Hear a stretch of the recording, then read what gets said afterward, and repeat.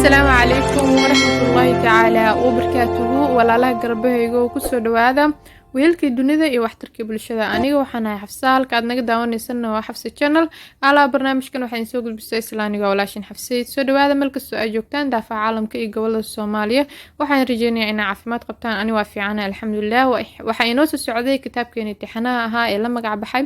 bara boqol xadiis saasi yeeshee intaan u gudagelin darsigeena maanta ugu horeen hadii ay tahay markuu ugu horeysay hadii laga soo booqtay please subscribe saar hadii aad hornool joogtaan like share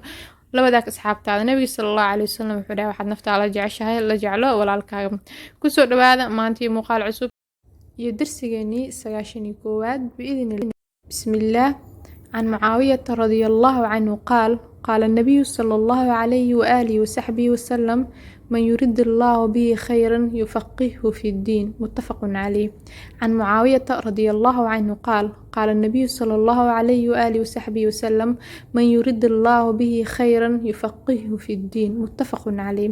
نبيغا نبدقلين حريس كركي ساهاتي وحودهاي من يرد الله به خيرا qofkii ilaahay khayr uu la doono yufaqihu fi diin diinta ayuu fahamsiiyaa haddii micnihiisoo dhan aan soo duuduub wuxuu la micnayahay xadiiskan qofkii ilaahay khayr uu la doono diinta ayuu fahamsiiyaa allah subxaana watacaala diintana fahamsiiyo hanugu sugo hanugu adkeeyo waa arrimaha maalmahan socdo haddii la arko qof xumaan lagu dhiirigelinayo lagu macnaha xumaantas inuu kusii socdo in lagu dhiirigelinayo la arko waa qofkaas waa loo sacabtumayo laakiin haddii la arko amsana uu soo baxo qof xumaantas ka hadlaayo qofkaas loo sheegayo wuxuu ku qaldan yahay wadada uu ku socdo ay tahay mid aan saxsaneyn oo qalad ee qofkaas xumaanta horseedayna inuu aakhiradiisa adduunkiisa uu baabi'inayo dad yoofar badanaa soo baxay oo u maleeyo qofkaas in cadow lagu yahaybo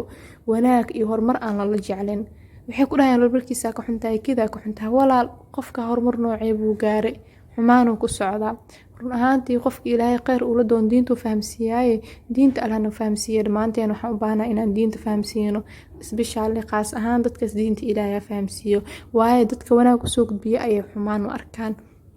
إن شاء الله ولا عليه قالي وحارجينا حديث كان إنا ما أنتو حبدا كفهمتين إن قصاني قصو داية والسلام عليكم ورحمة الله تعالى وبركاته احرص على ما ينفعك استعن بالله ولا تعجز